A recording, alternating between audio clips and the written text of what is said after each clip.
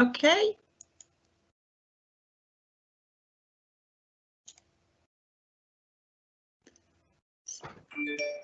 So you're live, Councillor Jenkins.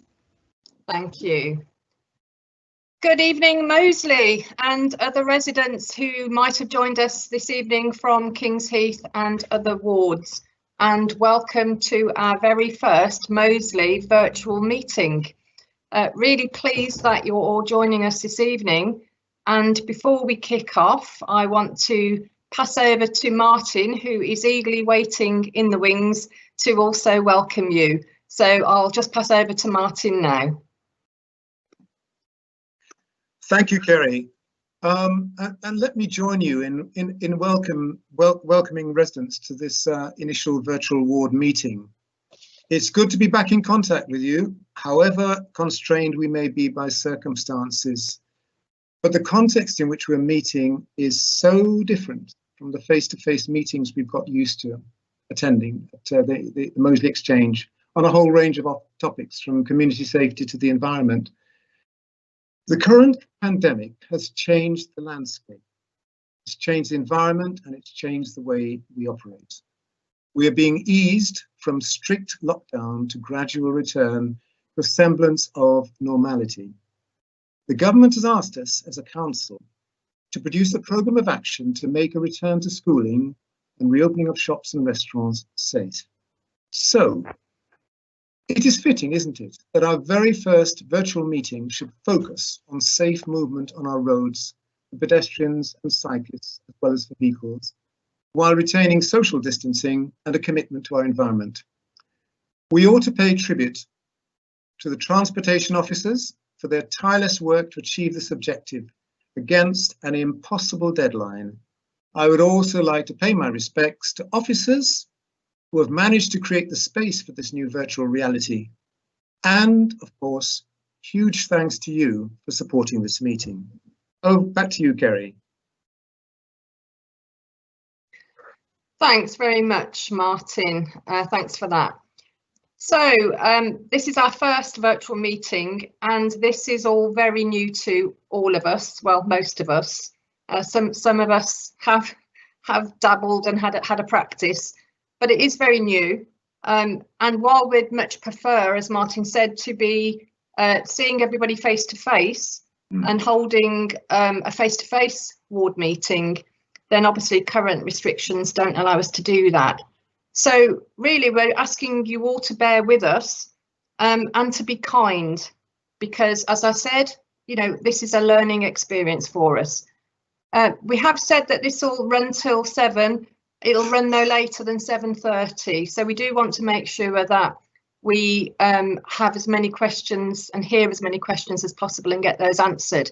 But we won't go on any longer than 7:30, because it is quite a tiring and energy zapping experience for people behind the scenes that are providing the admin support for us. So I'm going to go through a couple of the specifics first. If you look at your screens, if you're here as a guest and not as a presenter, if you look at your screens, you'll see that there is a chat function, a live event Q&A in the left-hand side of your screen. And if you use this function, you'll be able to put comments and or questions to any of the presenters, Martin and I, and we'll read those questions out for you. Comments and questions are moderated before they go live. So if you don't want your comment or question to be displayed publicly, or you don't want your email address to be or contact name to be displayed publicly, then please let us know that in the comments section. If you do want to receive further information about anything discussed this evening, then please pop your name and email into the comments section, and we'll keep that information privately in line with GDPR. So I hope everybody is clear about that, and we're going to move on to notice of recording as part of the chair's announcements. So as chair, it's down to me to let you know that this meeting is being recorded, and this recording will be made public and held for future use. It will be accessible via the council website and via YouTube at a later point. It won't be much later, it'll only be a little bit later. So you will be able to watch it all back. And we're going to move on to the next item in just a moment, but as Martin has already alluded to, we are in very different times, and I wanted to say that we have, over the last few months, it's been an unprecedented time for our city. Data suggests that over the past months, an estimated 1,000 people in Birmingham have tragically died due to COVID during the pandemic, and this is the largest death toll in our city from one single event since the Second World War. So our thoughts and prayers do go out to all of our residents who have lost loved ones. And I'm not sure if everybody is aware, but Moseley Society have opened a memorial page on their website for anyone wishing to record and remember the lives of people in Moseley who have died during this time. And despite the huge challenges faced by many people in Moseley because of COVID, we've also seen examples of real community spirit across Moseley, with Moseley Together, but across the whole of Birmingham. And the kindness, compassion and solidarity shown across our city has been absolutely amazing. So that being said, I am going to now move across to the next item, and I'm very pleased to introduce Marion Gibbon, who's the Interim Assistant Director for Public Health, and Marion is going to present an update on COVID and public health for Birmingham. So over to you, Marion. Thank you very much. So in terms of where we're at, we know that nationally there's a great deal of people who've been now tested positive for COVID, and in Birmingham itself we've had 4,500 confirmed cases through through local and national pathways. At the peak, we know that there were 130 new cases every day, and we know also that 40% of our care homes in Birmingham have been affected, along with a small number of schools and workplaces as well. What the national surveillance tells us is that a maximum of 20% of people have been infected, and we don't know at the moment whether that infection makes somebody able to withstand getting a future infection. We know that there are some new drug treatments available that have had some impact on reducing mortality, but it's still limited and doesn't reduce the pressures that we're going to have on our hospitals. So if we know then therefore that there are 80% of our population of Birmingham that are still vulnerable to getting COVID. And that means that kind of is 960,000 people are still at risk. We're trying to do work around finding out which areas are most impacted, and we're doing some analysis at a local level in that regard. So the people who are at highest risk are those who are over 70 years old, and that means there's about 100,000 people over 70. That men are at greater risk than women. There's consistent evidence about the risks posed by being in one of the Black and Asian communities. And we also know that a long-term condition increases the risk of death. So things that are particularly concerning are obesity, and we know that we've got about 10.5% of our population is obese. Diabetes is also a problem and we have 8% of our population with diabetes. Chronic kidney disease, dementia, hypertension and lung disease all pose significant risks. So what we're trying to do then is make sure that we're able to manage the risks and establish a strong test and trace in our communities so that we get outbreaks under control as quickly as possible. The other thing we want to make sure is that our communities improve their health so they become more resilient and less susceptible to disease. And to do that, we need to make sure that our essential workers who are on the front line are actually have the rest and recovery that they need, that our personal protective equipment and pathways are all kept well stocked, and also our community engagement and communication is really, really important. So I'm really delighted to be here to ensure that we're able to share some of this with you. So we want to make sure, as I said, to make sure that we campaign around long-term conditions so that get information out to our local communities. That our test and trace that we're putting into place at the moment is really focused on making sure that communities have the trust in us to do that job really, really well, and that we are able to trace what's going on. At a national level, the test and trace is not being very effective. 70% of people are not able to be contacted, whereas we know that at a local level, our rates of getting in contact with people are so much greater.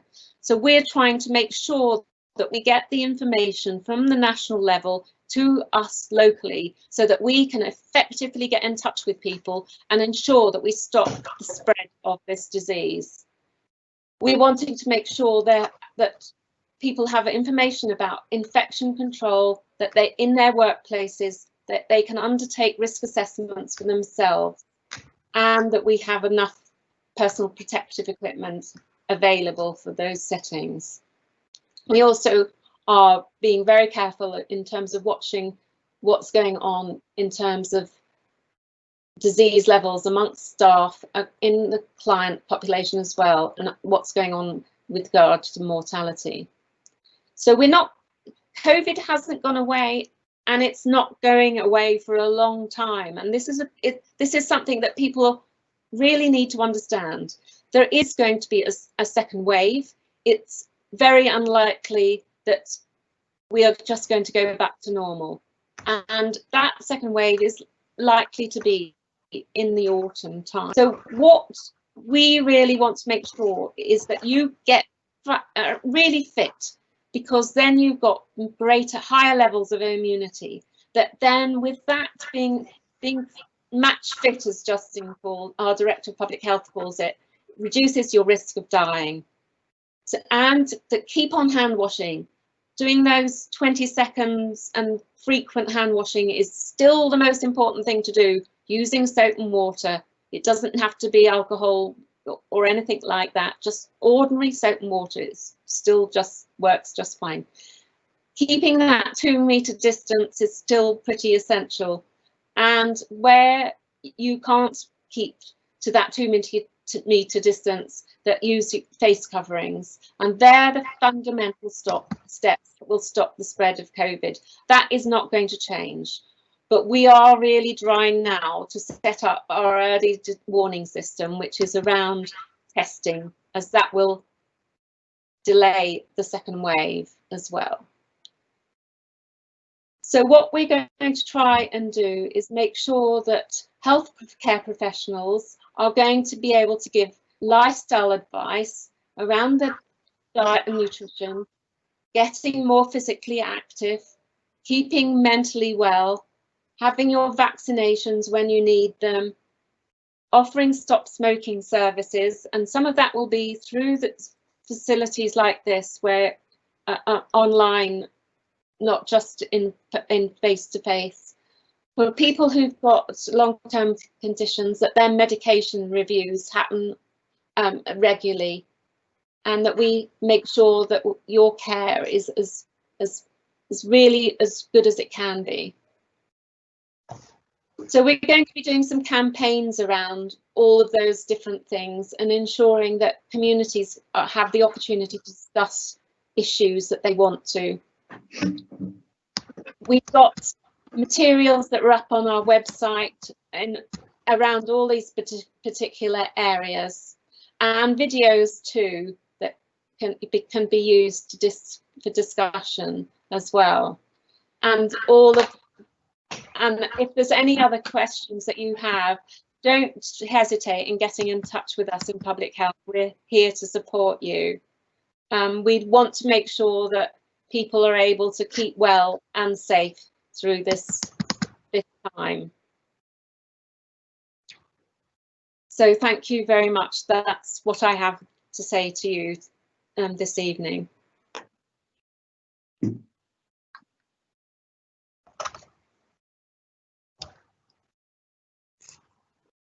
So if you come back to me, Karen. Thanks very much, Marianne. Let me just, I did mean to say that if people had questions for you, if they could post them in the comments section. Karen Cheney, our head of service in the Neighbourhood Development and Support Unit, has the lovely job of moderating and grouping questions for us. And if we do miss questions at all, we will ensure that residents receive a response as long as we have your contact details. So make sure that we do have those. We have got a question in from Rosie Edwards, and Rosie asks, what is the delay in getting National Pillar 2 information, and how much is this hampering rapid contact with people who have been exposed to COVID? And what changes need to happen for Birmingham Public Health to get that data quickly enough? If you could answer that one for me, Mariam, that would be brilliant. We are regularly requesting that the data comes down much more quickly. It has improved, but it's still not at the level that we would like it to be. And because we wanted to be able to make sure that we can map out what's happening across Birmingham to ensure that we are really quickly aware of any outbreaks that, as they happen. Public Health England is informing us much more rapidly now, and we're working together and establishing incident management teams whenever they are necessary, which brings together people within the local council and external organisations as well, to ensure that organisations take the steps they need to limit people getting unwell and making safe their workplaces. So our environmental health colleagues have been working very closely with us in public health.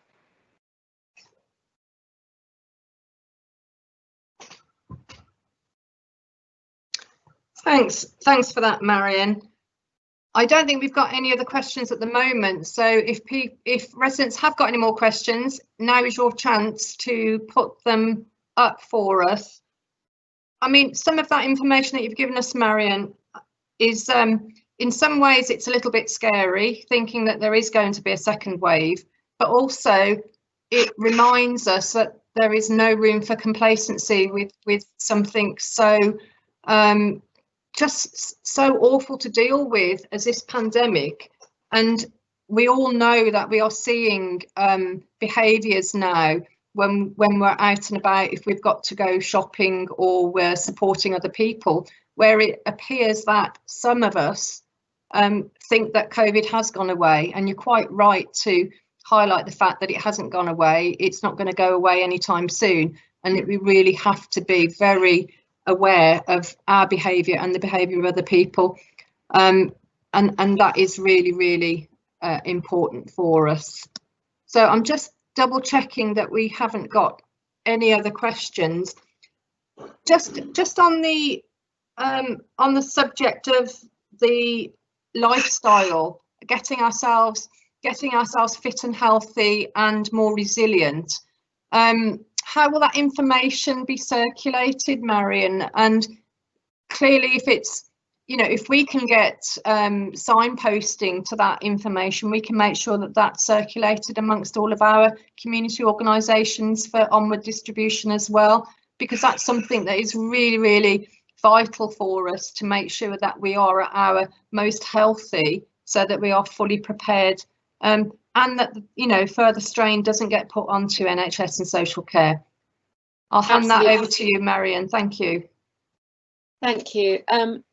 There's a lot of information available on the on Birmingham City Council website.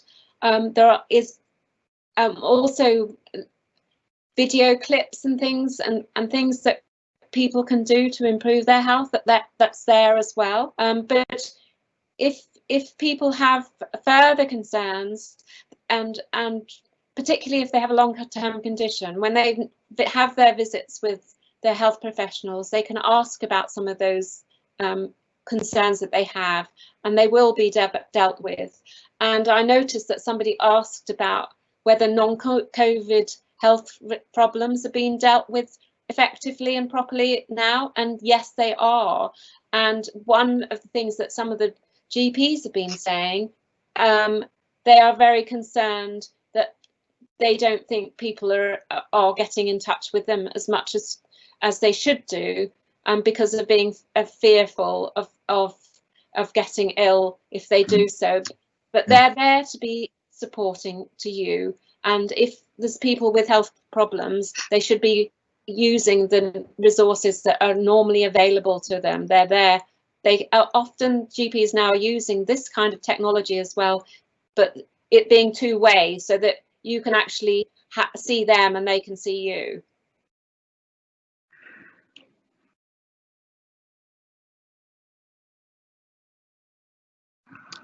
Thanks very much, Marion, and thanks for picking up that last question from Jean. That was really, really useful.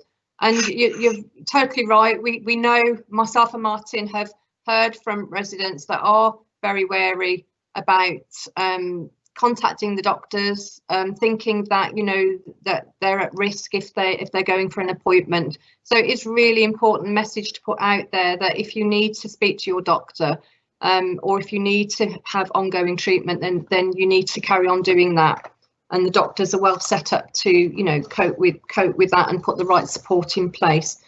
So I'd like to thank you, Marion. There aren't any other questions. Thank you for your time and for the information. It's been really useful and interesting, and I'm sure that we will have further questions that we will be putting across Birmingham Health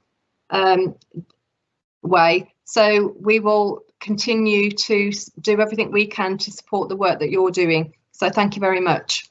Thank you. All right. Thank you. Bye to you all.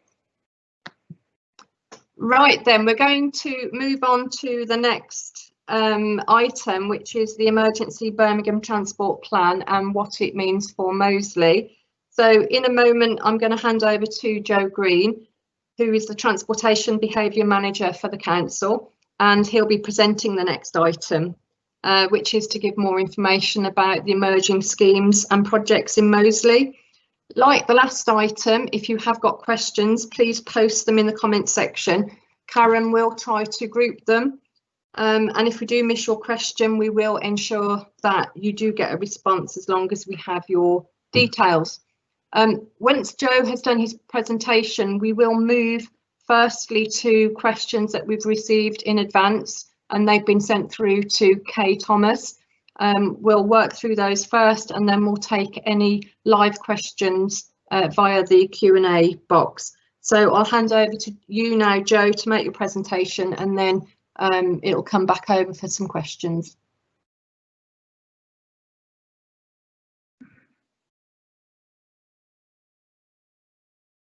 Sorry, Joe, you're not on. You're on mute still. Okay, I'll try turning the microphone on. Thank you very much. Good evening, everyone. Thanks for joining us tonight.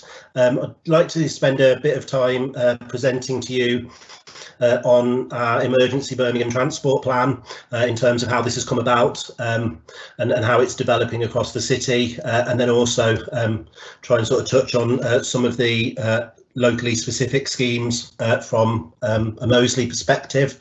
I have been having real internet connection issues this afternoon, so I hope that I managed to get through the presentation okay and that people can see and hear this all right. We will make this presentation available following the meeting as well. So just in terms of sort of background, if we can go back 6 months, what sort of seems like a lifetime ago, but back in January 2020, I was in the council chamber with the cabinet member and various other colleagues launching our draft Birmingham transport plan, which was setting out what we need to do differently as a city to meet a range of future demands around transportation and connectivity. And I think this sort of context is still relevant, even though quite a lot has changed over the past 6 months. So that draft Birmingham transport plan was put together to look at how we respond to the climate emergency that the City Council declared last June, and the commitment to become carbon neutral by 2030, and the big role that transport has to play in that ambition. It was also looking at what we do to address air pollution in the city, and the introduction of the clean air zone is partly around meeting a legal minimum requirement set by central government and European Union, but we want to go much further than that and really be a clean air city.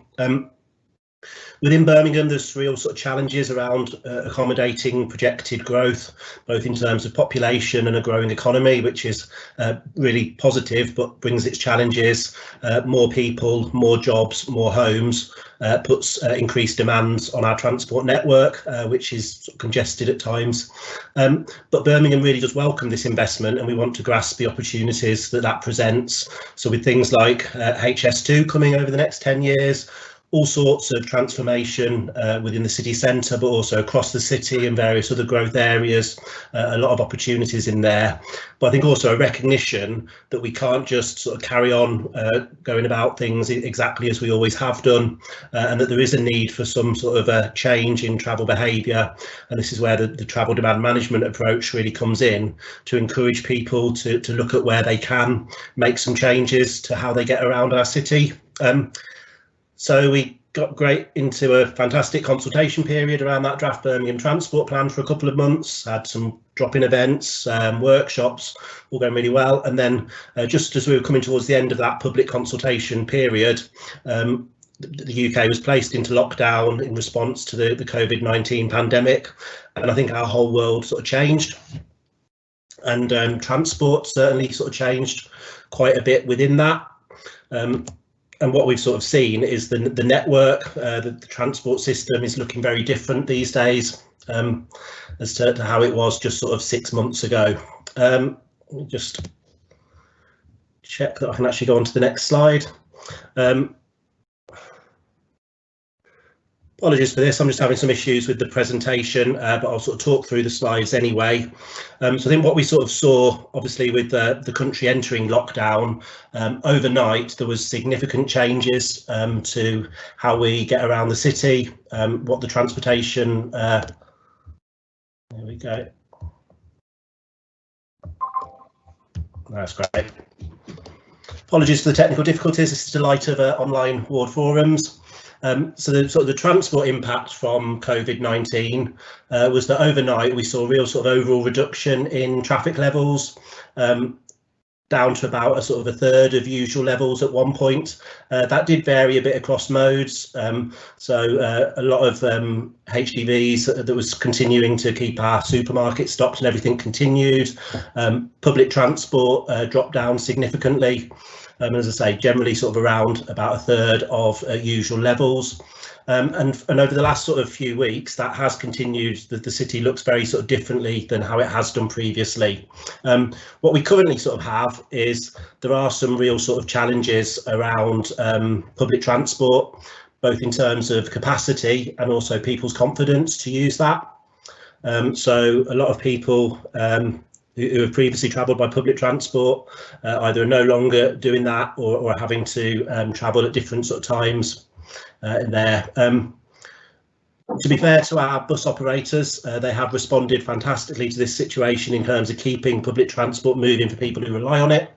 But obviously it's very different to how it has been previously as the backbone of our transport network, and people are sort of looking to make different transport choices now. I think over the last few weeks we have seen some issues across the city around speeding and dangerous driving, partly because of reduced traffic levels.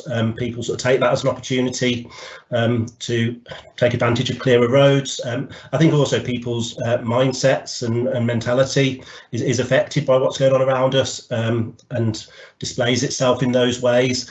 On some more sort of positive notes, we have seen a lot more people walking and cycling. So sort of going back to March, where one of the few reasons to be allowed to leave the house was around going out for your daily exercise. It was great to see a lot of people walking and cycling for those journeys. We've also seen a lot more people shopping locally, sometimes on foot and on bike.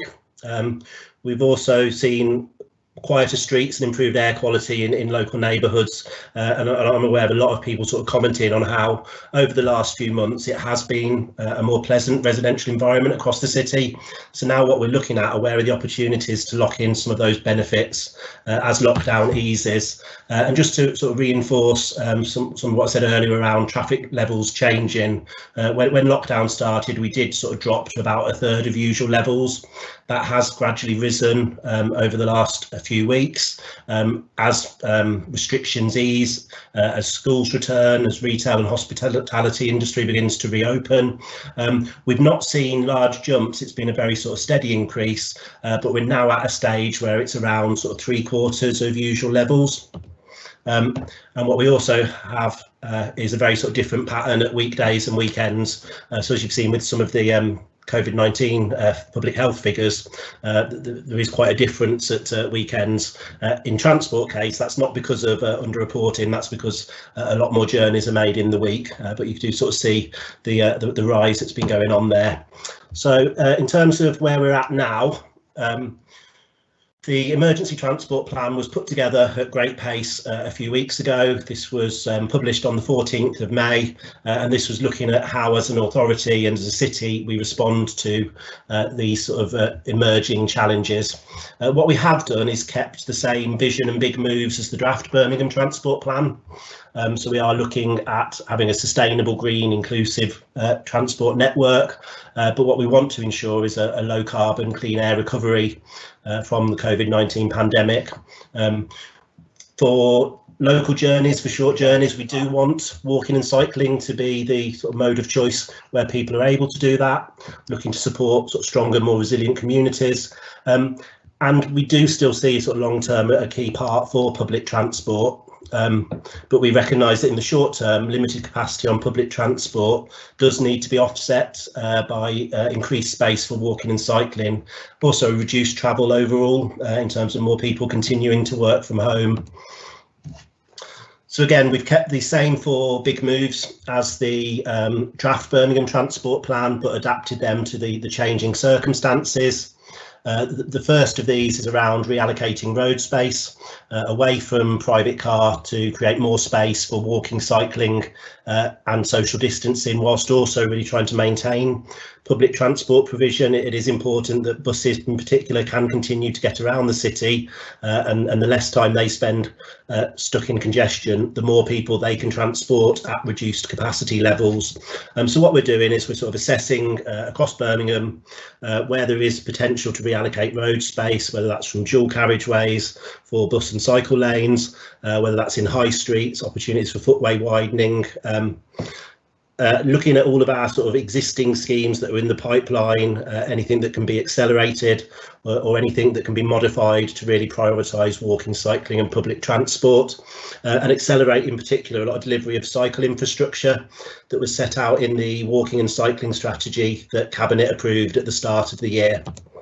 The second big move is around managing demand through parking measures, and what we're really looking at again is linked to the reallocation of road space, is how can we repurpose land that's currently used for parking for other uses. So that might be suspending on-street parking to allow for footway widening, try and discourage parking on footways as much as possible so that people are able to get around in their local areas, and also this space can really be repurposed for businesses reopening and the need for additional sort of spill out activity, so whether that's sort of cafes and bars being been able to set up tables and chairs, so you sort of use that space in different ways.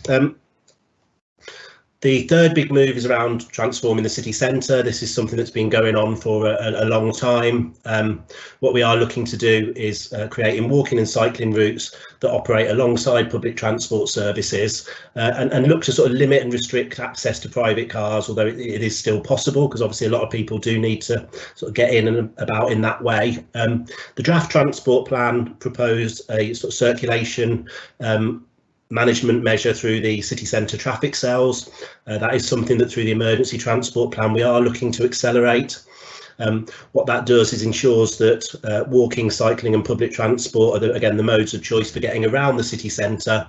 It's still possible to access the whole city centre by private vehicle, but sometimes by different routes. And we've been working very closely with our city centre management team, business improvement districts, to look at how changes in the city centre can again repurpose space, such as parklets, for business spill out activity, and particularly where we've got various sort of bars, restaurants, the hospitality industry, trying to sort of get back to some level of activity since last weekend. So there's a lot happening there. Then finally, probably the most relevant big move for yourselves and for a lot of our local neighbourhoods is around prioritising active travel in local neighbourhoods. This is something that, again, it was from the draft transport plan. It's now really being accelerated because, particularly with some of the current pressures on public transport, if people are able to get around locally on foot or on bike, or in future on e-scooters and other active modes, then that will both free up capacity on public transport for those who need it, and ensure that we don't end up with severe congestion and gridlocked city if everyone's relying on private vehicle to get around. So what we're looking to do is ensure that our local areas are places where people are put first, places for people. That this is around providing space for walking and cycling, but it's also around providing space for exercise, for play, for socialising, and there's various ways this is being brought forward. We are continuing our policy of 20-mile-an-hour speed limits being rolled out across the city, and trying to find ways of delivering that sooner. We're working with schools through various school street initiatives to support the journey to school and encourage active travel for that. We're also developing low traffic neighbourhoods, which is an ambition we've had for some time, and this is a real sort of opportunity to accelerate some of those schemes now. One sort of fortunate position that we're currently in is we do actually have some funding available to us. So there's a couple of funding streams that have been made available over the past few weeks. The first of these is the Department for Transport's Emergency Active Travel Fund. This was announced just a few weeks ago. Local authorities and combined authorities have been allocated various indicative allocations. In the West Midlands, through the West Midlands Combined Authority, we're potentially receiving over £17 million for this financial year, and that on the current allocations, Birmingham would receive around £5 million of that. That is largely for sort of infrastructure schemes, so putting things on the ground, pop-up cycle lanes, widening footways, developing low traffic neighbourhoods. But alongside that, there's a package of supporting measures, so work with schools, with businesses, community cycling clubs, walk to school outreach programme, and there's also a regional communications campaign which is actually going to launch tomorrow, so look out for Roll and Stroll from tomorrow. This funding is being released in two tranches. The first tranche is about 20% of our allocation, so I think it was just shy of 4 million for the region and just over 1 million for Birmingham. That first tranche is for temporary trial measures that do need to be delivered over the next 4 to 8 weeks, and the DfT guidance on that is really sort of strong and clear, that they are looking for quick temporary measures that can be put on the ground quickly, and that's sort of conditional in terms of future funding. Tranche 2, which we'll be putting proposals in for in the next few weeks, probably towards the end of August. That does start to look at how schemes might be made more permanent, although it does still all need to be spent and delivered by the end of March 2021. So in transport terms, it's still moving relatively quickly. Alongside the Emergency Active Travel Fund, there's also a Reopening High Street Safely Fund. This is coming through the Ministry for Housing, Communities and local government. And Birmingham has been allocated just over £1 million as part of that. That is being coordinated by our Neighbourhoods Directorate, but we are working closely with colleagues there because there's a lot of sort of transport overlap, particularly around public realm and looking at our city centre and local centres and high streets, and some of the sort of the transport things that we can do to support high streets to resume activity. That's also partly around looking at ensuring people can maintain social distancing and then moving around local centres, shopping, queuing and passing through those areas. I'm hoping that people might be able to see this map, although I don't know because I'm talking to a screen. But we do have a map of the various emergency active travel fund schemes that are being delivered in Birmingham through this first tranche. Again, we'll circulate this presentation so people can see this a bit more clearly. But in terms of the different schemes within tranche 1 of the Emergency Active Travel Fund, we're looking to bring forward 7 pop-up cycle lanes. That's part of our regional and local cycling and walking network plan. So some stuff around Sutton Coldfield Ring Road, on the A45 out to Small Heath, extending the A38 route from Selly Oak to Northfield, the A47 out on Parkway out to Fort Dunlop, a link from the city centre to City Hospital via the Jewellery Quarter, and then also a couple of city centre schemes along Bradford Street and linking the 2 A38, A34 cycle routes. As well as the pop-up cycle lanes, we're also looking to introduce some park and pedal sites, particularly from train stations, but also from other suitable locations where people are able to park up and cycle in, either with their own bike or any bikes that can be made available at those locations to where their sort of end destination is. Largely that's connecting to our existing routes or some of these pop-up cycle lanes, but there may be some sort of short spurs added as part of that. As well as those schemes, there's also quite a bit around this sort of traffic cells initiative. So looking at what we can accelerate in the city centre and various sort of measures to ensure that it's a lot easier to get around on foot and on bike, that public transport is maintained, that people can still access where they need to get to, but not so much sort of driving through the city centre. And then through Places for People and our low traffic neighbourhoods, we're looking to introduce a similar approach and principle across the city.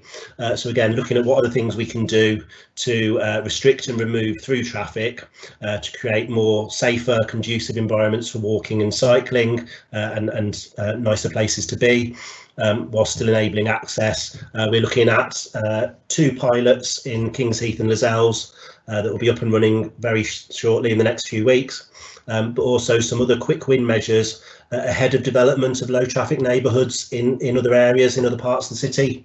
And then finally, we're also delivering some pavement widening schemes. This is alongside probably doing about 20 centres through reopening High Street safely, but particularly in Sturchley and Moseley, where alongside that pavement widening, there's also some other transport road space reallocation that we can do from existing carriageway to create additional space and bring some changes. All of these things are temporary measures, although they do have the potential to become permanent if that's something that people want to see, if they work and if there's a need for them. And part of the second tranche is looking at how we might start to make any of those temporary schemes permanent. And then just to sort of finish off really in terms of re-emphasising some of those schemes as to what you might see in and around the local area. So the Moseley Local Centre scheme, we've been working over the last few weeks on developing that. The first set of measures should start to sort of go in place this week. That includes suspension of some on-street parking outside the Co-op and Sainsbury's in the local centre, so that the pavement can be widened there through suspension of one of the traffic lanes.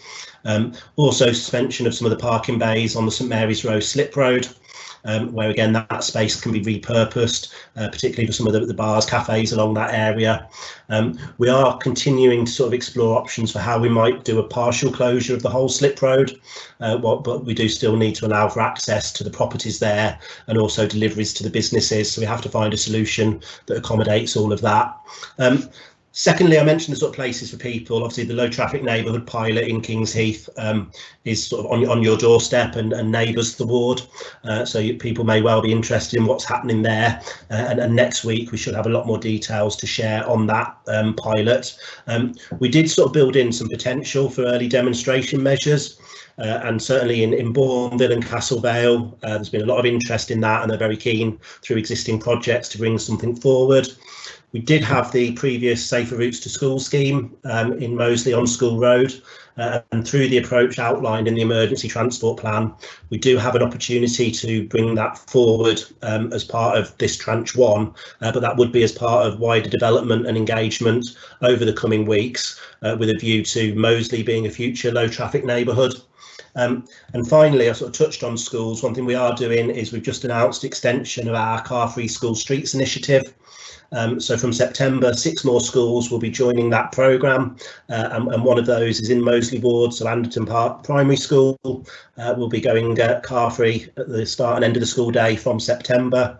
So in terms of Dennis Road, unless you're a resident and have a permit, that area will be car free to encourage walking and cycling to the school. So that's a real sort of overview of all the stuff that's happening. This has been sort of developed at pace. One of the things that has inevitably meant is that engagement has not always been as full as it might have been or we might want it to be.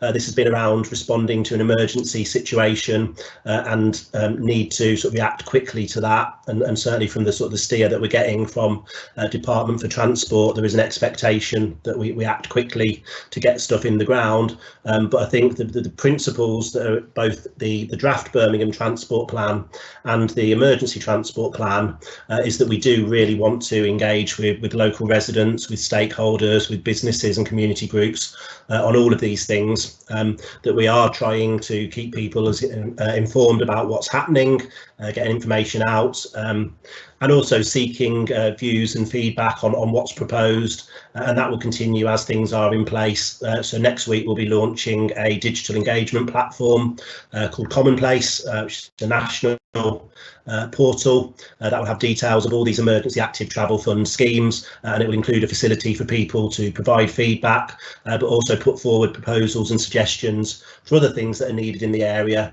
that can help us sort of develop our tranche 2 schemes in the next few weeks. And I think that is more than enough for now, so I'm sort of happy to take questions.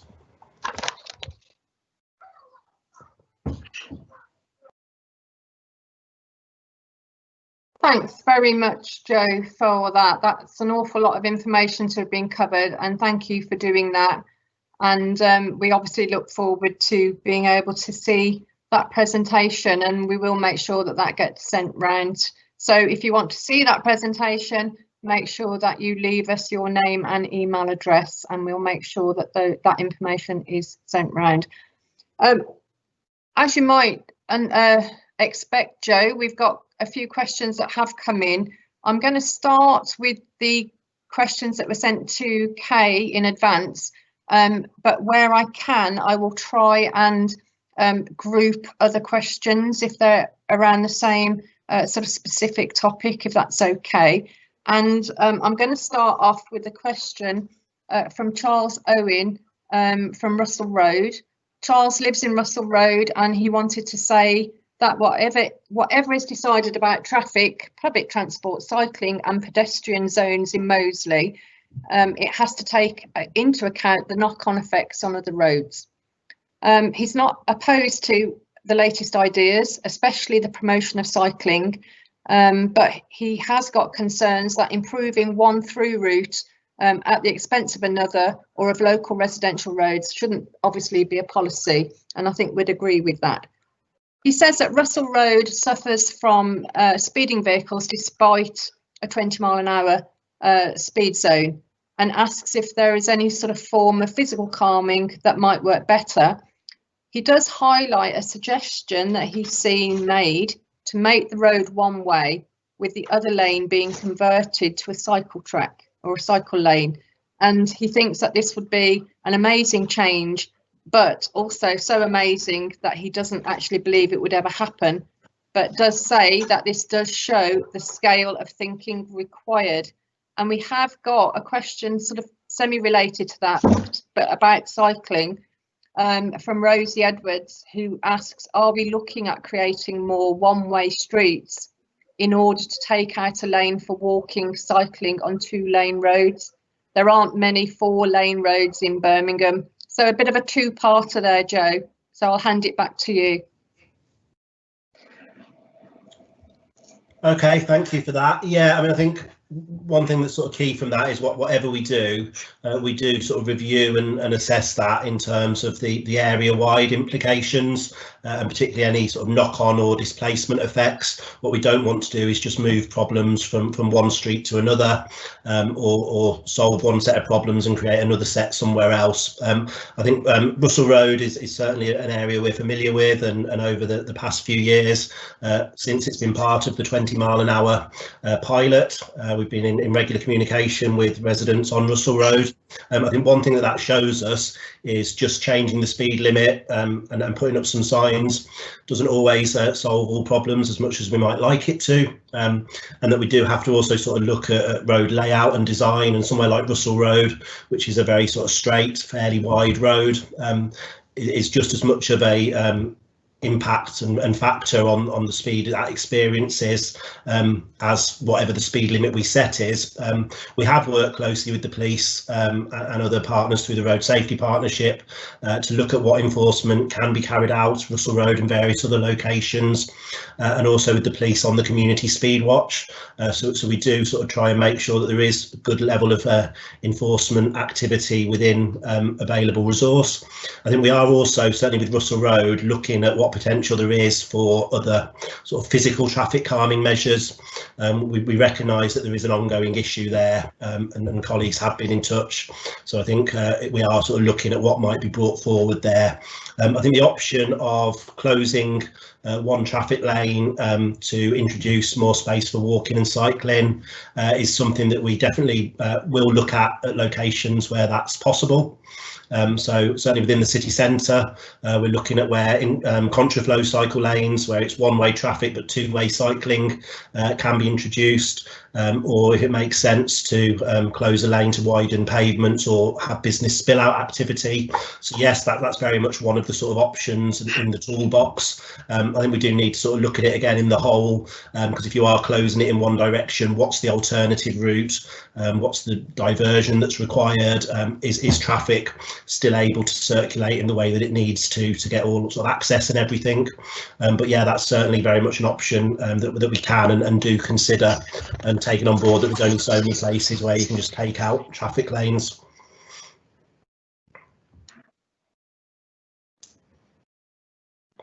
Thanks, Joe. I'll move on to the next set of questions, which are more related to school road proposals, and they sort of lead into a bit of the conversation around low traffic neighbourhoods. So I'm hoping you'll be able to keep up with me on these. So a lot of these questions will overlap as well, and for everybody watching, we will try and answer them, but you may already have your bits answered already, so I wouldn't expect Joe to keep repeating the same answer. So if you are asking questions, try not to repeat the same questions as somebody else might have already asked or have already been answered. So there are concerns from Billesley Lane, from Libs, who asks if there are any plans for Billesley Lane. It's currently got a 20-mile-an-hour zone on there, but very few people pay attention to it, she says, and it already has speed bumps. She does suggest a zebra crossing by One Stop would be really useful, but wonders whether there are any other speed calming measures. She's obviously concerned that if the school road proposals go ahead, this could lead to more traffic along Billesley Lane. And whilst she does think that Billesley Lane is better positioned to cope with more traffic, it would still need some additional measures to slow cars down and to make the road safer to cross. Still on school road, Joe, Tony Kennedy asks, why was the option of applying a solution at the narrow point not included in the original consultation, and why is the experimental solution not applied to the actual place the problem exists, instead of causing massive disruption and danger to the wider area? So I'll come, sorry, Joe. Fiona Adams asks, no, I'll come back to Fiona. So if you just answer those points, because the next two questions run into sort of School Road and low traffic neighbourhoods. So I'll let you answer the first ones. Okay, I'll probably sort of do it the other way around. I think the original School Road closure was something that came through various, I think Moseley and Kings Heath as was ward meetings, and was one of a number of proposals put forward.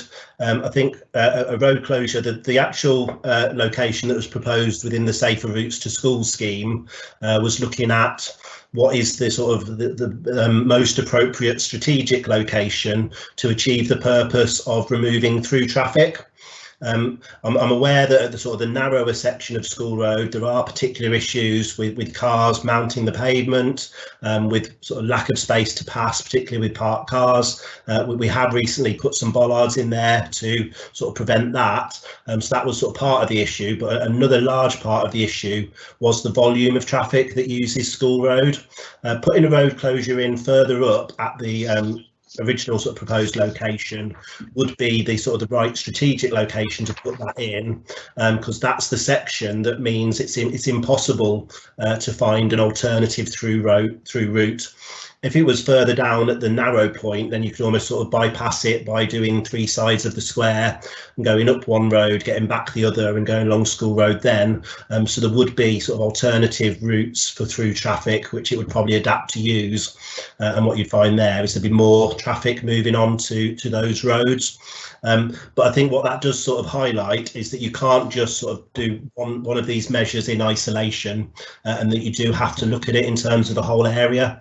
And the low traffic neighbourhood approach is around looking at where are your main distributor roads where predominantly through traffic should be. So the Ulster Road as a sort of clear example, but certainly to some extent somewhere like Billesley Lane and Oxford Road is more sort of suitable for that sort of traffic than an area like School Road. That doesn't mean that we don't do anything on those main roads or distributor roads. So if there are sort of issues on Billesley Lane around speeding or dangerous driving, we do still look at interventions there.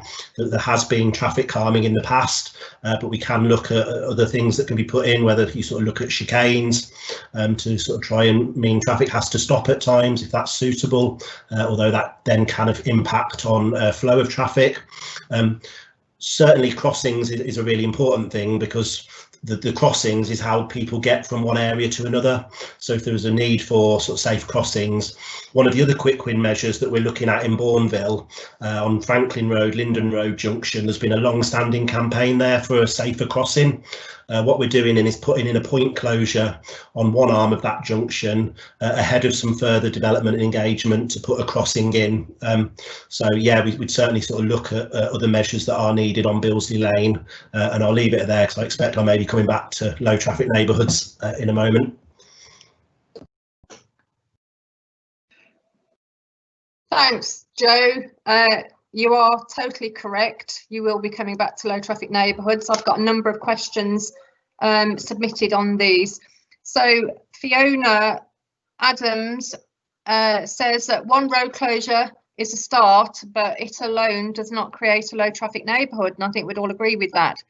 She asks, if School Road is closed, what else will be done to make the red triangle a genuine low traffic neighbourhood?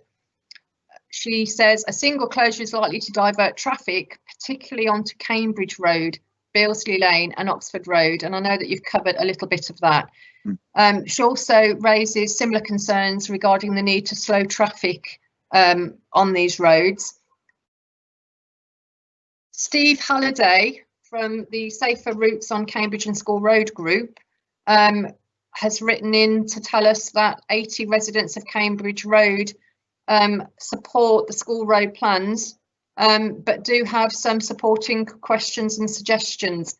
And whilst they are completely in agreement that urgent action should be taken and are very supportive, this support is conditional on the consequential impact on Cambridge Road being addressed. Steve has two questions, which are, given 80 residents of the road have written to put forward proposals to mitigate potential impact measures on being implemented, is there any reason to not quickly close Cambridge Road? Is it cost, consultation or something else? Or could we simply progress with this in parallel with a closure, with a temporary closure on School Road? He does suggest that closing off one end of Cambridge Road would be in keeping with safer routes to school, the emergency transport plan, and with the concept of low traffic neighbourhoods. Following on from that, Steve says that they are very interested in the emerging work around low traffic neighbourhoods. They do understand that the council is currently looking to identify the second tranche, as you alluded to earlier, Joe, and that they've already started forming a low traffic neighbourhood working group for the area and would like to be developing ideas in partnership with council officers and elected members. So their second part of the question is, how best could they engage with the council regarding these mutual objectives for a low traffic neighbourhood scheme? Are you all right for me to carry on around the low traffic neighbourhoods, Joe? Yeah. Taffy May Long says that she is aware that low traffic neighbourhoods have been shown to have many benefits for residents, including people feeling more positive about where they live.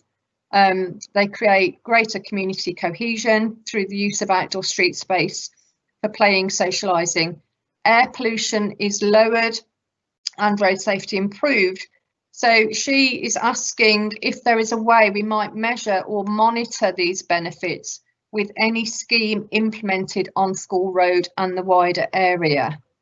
And then I think I've got one more that has come in on low traffic neighbourhoods from Jean Gilkerson, who asks, in the development of a low traffic neighbourhood, can we get the participation of schools to manage the problem of traffic generated by parents dropping off their children? Thanks very much, Joe. Okay, I'll try my best to sort of cover all those points. I have made notes, so I will try and cover all of that off. I mean, I think firstly, the sort of the comment that one closure is a start, but it doesn't make a low traffic neighbourhood, I would completely agree with.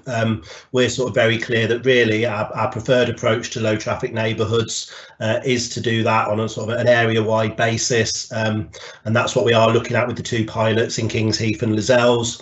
What we're currently doing there is we've identified the area, the zones or cells that would form part of that, and then look at the sort of the design measures that are needed across that whole area to ensure that through traffic isn't able or isn't able to easily get through those areas, and it is more moved on to the main arterial or distributor roads that are more suitable for that sort of traffic. And that's how we'd really sort of look to roll this out across the city in future. But as I'm sure people can sort of appreciate, that sort of approach is more sort of resource intensive, both on budgets but also time and human resource to do that. So we sort of need to develop a plan for how that's implemented. So what we did want to do through this first tranche of funding is, alongside those two pilots, have a small pot of money that could be used for what I initially sort of termed quick wins, but I've realised are much better sort of viewed as early demonstration measures, and that was looking at where we had previous or existing schemes that could be adapted for that purpose, where there were existing resident groups that have been advocating this sort of approach for a while, or other projects where previous trials have been carried out that could be adapted. That was very much with a view to further development, much more engagement, and hopefully converting those to low traffic neighbourhoods as quickly as possible, and ideally through the second tranche of funding. So that's what we're currently doing, certainly with Bourneville and Castle Vale, and had a real sort of positive response there, and looking at measures that can go in through this first tranche. There is an opportunity to do that with School Road. It's been an ongoing issue that for a number of years, officers, councillors, residents, and a whole number of people have been grappling with. It's not easy, there are no easy solutions, but there is an opportunity to trial something here.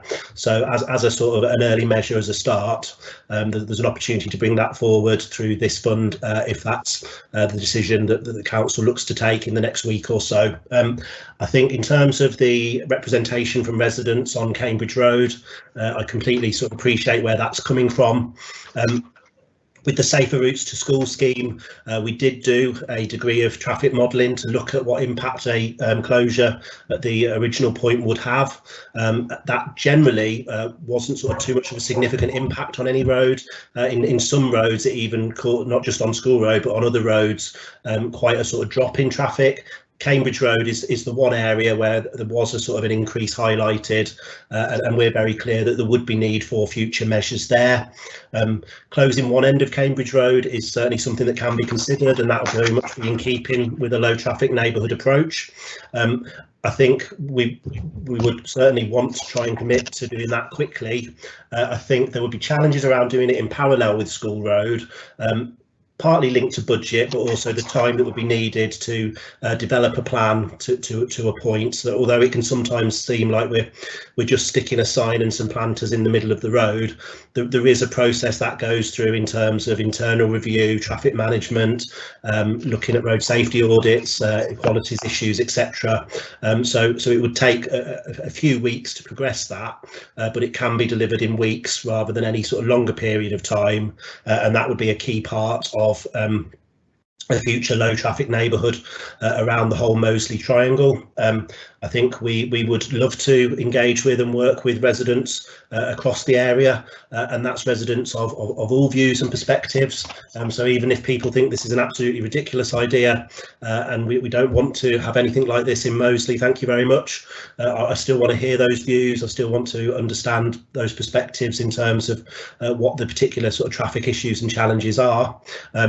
In other parts of the city, certainly in both Bourneville and Kings Heath, we've had very active resident groups advocating for low traffic neighbourhood approaches, and that has really helped us to progress things in those areas and get them to the point where they are now. I'm always sort of happy to engage in those sort of discussions. It's a bit challenging at the moment because we can't come out and do loads of face-to-face meetings, drop-in events, co-design workshops, the sorts of things that we'd usually like to do. But we can still do a fair bit of that online. We can try and we are starting to find other ways of doing a little bit of face-to-face engagement whilst observing social distancing and making sure safeguards are in place. So we can potentially have some sort of small group meetings and discussions. I'm more than happy to sort of commit to working with your ward councillors and anyone else who wants to engage in those discussions. Question around sort of measuring and monitoring, yeah, it's really important. Part of the reason for doing it as a trial, a temporary measure on a trial basis, is it acts as a live trial. So people do have concerns about, well, if you close the road here, everyone's going to go down there instead, or people aren't going to be able to get to where they need to go, or journey time is going to be delayed. Often what we've sort of seen in other locations is once it's in, some of those fears don't prove to be as bad as expected, but where there are issues, we can sort of see that and act accordingly fairly quickly. The way that it's delivered under an experimental traffic regulation order means that changes and modifications can be made. So one thing, I was out on School Road a couple of weeks ago looking at a site visit, and part of what we were doing on that was looking at 2 or 3 different locations where a closure could go in place, and working through what would be required for each of those. So it may be that during some sort of short temporary trial, we could even sort of experiment with 1 or 2 different locations. The more sort of hard quantitative monitoring, we'll try and do what we can there from existing data. The world is very different at the moment, so any monitoring that we do is very different to how it was a year ago, so we don't always get a true baseline, but that is important. With the Emergency Active Travel Fund, it is going to be light touch monitoring. Transport for West Midlands have got a figure of 1% of the overall budget to monitor this programme. For tranche 1, what that actually equates to is about £34,000 across 50 schemes. So it is going to be light touch, but I think the way we can really enhance that is more sort of qualitative feedback from local residents, getting people's views and comments on how it's working. Has it improved things? Has it made things worse? And we're going to be setting up all sorts of channels for doing that, including a digital platform next week where people will, one, be able to give some views and opinions ahead of delivery, but two, once something is in place on School Road and elsewhere, how do you feel that's working? What impact is it having? Is it something you'd like to see continue? And how do we look to make something more permanent or not? Completely accept that not everyone is online and digital platforms won't reach everyone.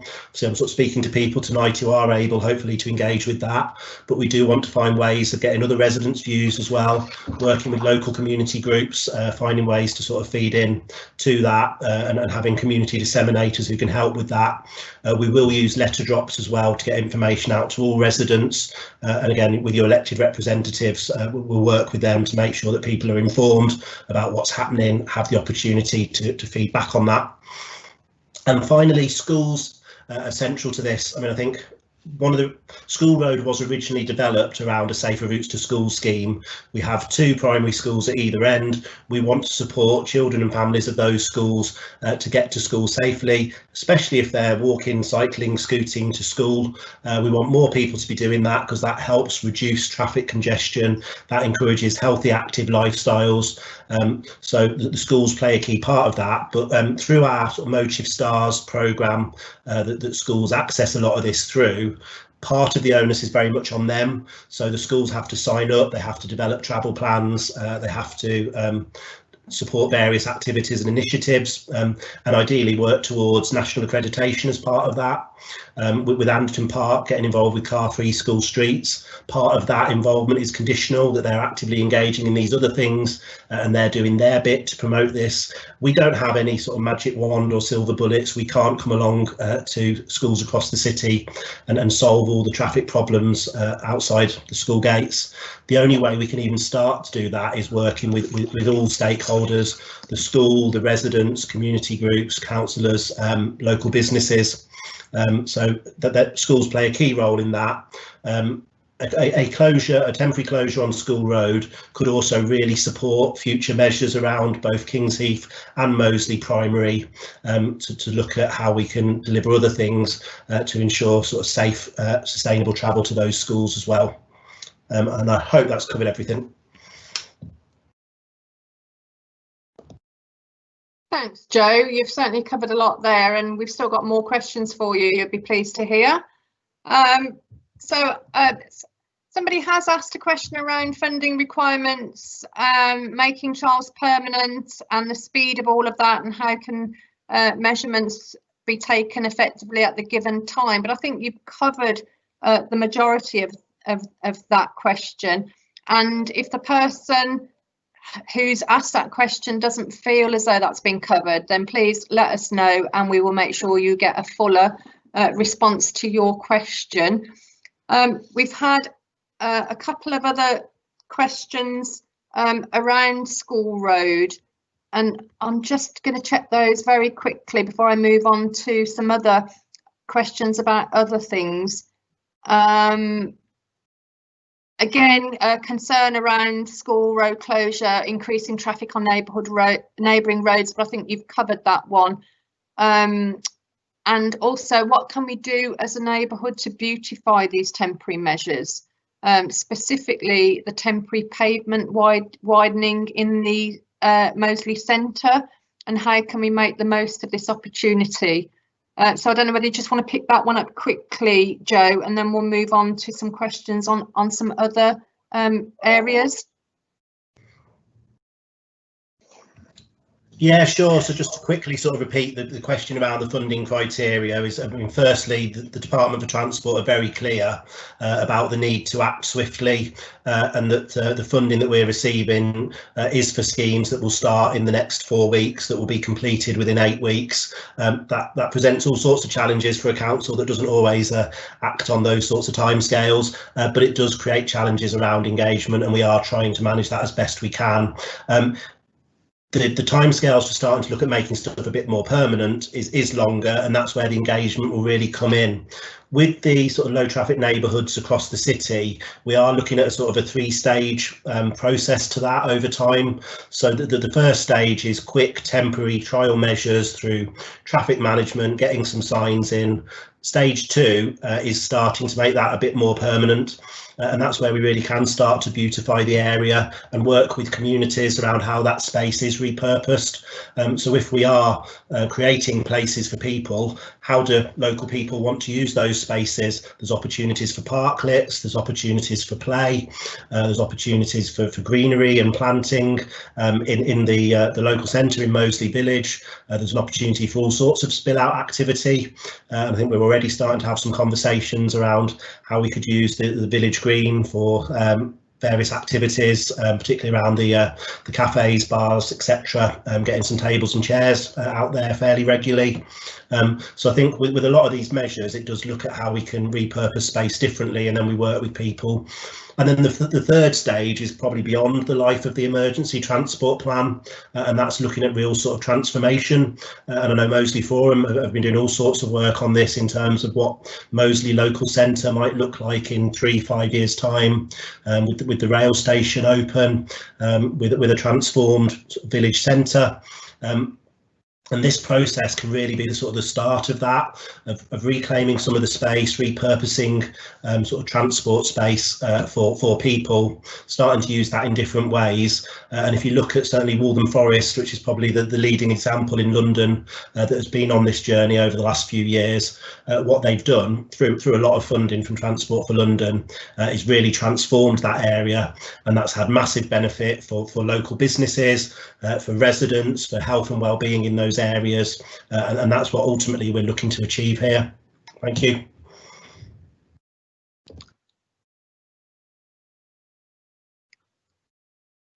Thanks very much, Joe. We've only got 14 minutes left because we said we'd finish at 7:30. So I'm going to group these questions together. Some of them are only a yes or no answer, so that they'll be nice and quick. And there are a few other questions that have come in as well. So a question around cycling. So Helen Pracy asks, do you have cycle routes planned for Moseley's residential roads, and also a plan for cyclists to be able to reach the proposed Moseley station safely? On cycling as well, Alison Millward asks, are you working with the Park Service to connect road routes through parks to encourage active travel? So there are a couple of cycling questions. We've also got a question from Ian Vogel around the train station, asking if you could give an update on the progress and timescale. I really don't think we've got time tonight to do an update on the train station proposals, Joe, but if you can answer that fairly quickly, possibly. He says, can these plans be shared at the meeting? But I would suggest we have a separate meeting to do that. And popping back to cycling, Richard asks, what is a pop-up cycle lane? And another question put in was, any chance of a pop-up cycle lane on Wake Green Road? Are you all right to give you one more, Joe? Just nod at me. Brilliant. Well, 2 more. I lied. Keep them coming. Keep them coming. I just want everybody's questions asked, really, and if we can't answer them all, we will get back to people. Rob Cooley has raised a really important point around the fact that Moseley is a large, diverse ward, and that there are lots of roads in Moseley that aren't near the centre that do have serious issues around road safety. So he wants to ensure that there is a balance for all of the major routes running through the area. So Yardley Wood Road and Waite Green Road have major speeding and antisocial driving, but don't get a lot of attention, so that in the discussions around low traffic neighbourhoods, can we make sure that all of Moseley is talked about and not just little parts of it? So it wasn't really a question, it was more of a statement. And a couple of questions around behaviour change and how we manage that. So we can put infrastructure changes in, but how do we actually make behaviour change? Because idling engines, creating mass amounts of air pollution, and just the way people travel. So we had questions from Jack Wilson and from Trevor around that. So, and I know that's your area, Joe, behaviour change. So those will cover all of the questions we've had in, bar a couple more in direct relation to School Road, but I think we've covered quite a bit of that already, and we will get those further answers out if they haven't been covered as yet. So I'll pass back to you, Joe, to wrap up those questions. Thank you. Cool. Okay, this is like the quick fire round. I will try to run through these as fast as possible. So I think firstly, in terms of a sort of a cycle network across Moseley, as I mentioned earlier, start of the year, Cabinet approved a walking and cycling strategy for whole of Birmingham. That did include a network plan for the whole of the city. That's also part of a regional one for the whole of the West Midlands. So we do have a number of routes identified. They are available online, so on the City Council website, and I can share that link with anyone who would like to sort of have a look at some of those maps. Having the plan doesn't necessarily mean that we have the funding or the schemes to deliver sort of straight away, but there's certainly sort of an aspiration there, and that is looking very much at a mixed network. So partly that is around the sort of blue Birmingham Cycle Revolution routes we've delivered on the A38 and the A34, direct segregated infrastructure on our main arterial routes, but also that's about linking, as you say, to parks, open spaces, canals, and a lot of the sort of the green and blue routes that we're very blessed with in the city, and they do form an important part of that network as well, often more for leisure and recreation than commuting or utility trips, but I think we are fortunate to have those, and we want to improve those so that people can use them. Also, sometimes it's not so much around the sort of the big physical infrastructure. It is looking at if we can develop 20-mile-an-hour limits and get compliance with that, hopefully places will feel safer for cycling, for walking, and low traffic neighbourhoods is really around removing through traffic so that walking and cycling feel like safer, more natural options. I'll come back to the station because I haven't got much to say on that anyway, but pop-up cycle lanes is basically looking to introduce some form of light segregation, which could be through sort of what we call wands, a bit like the bollards at the bottom end of School Road, where there is some sort of protection, but it's not the same as a real sort of full barrier, full segregation. We're looking at that because it's something that can be delivered quickly. It's probably not something that we'd want as the permanent solution. So if we had the time and the money, we'd want sort of like thousands of blue routes across the city. But the pop-up cycle lanes are things that we can put in quickly where space is available.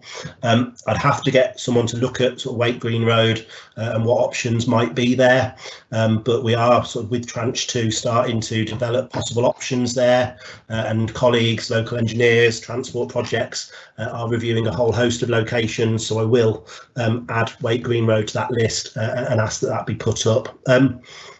In terms of the station, I'm not massively familiar with where it's at. My understanding is it's just in the process of going through planning, and others might be able to update on that more. We're looking at it very much from the sort of the transport side.